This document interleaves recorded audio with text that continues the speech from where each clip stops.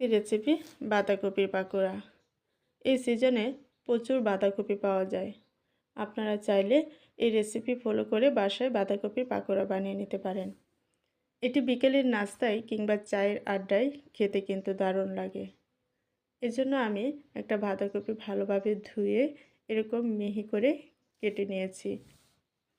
এখন আমি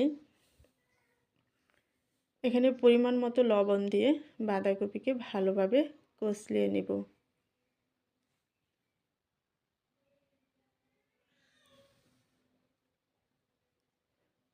তো এখানে আমার বাঁধাকপিগুলোকে ভালো করে আমি কষলিয়ে নিয়েছি লবণ দিয়ে।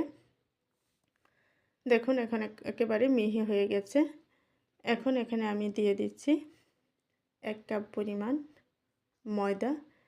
এখানে আপনারা চাইলে বেসনও দিতে পারেন।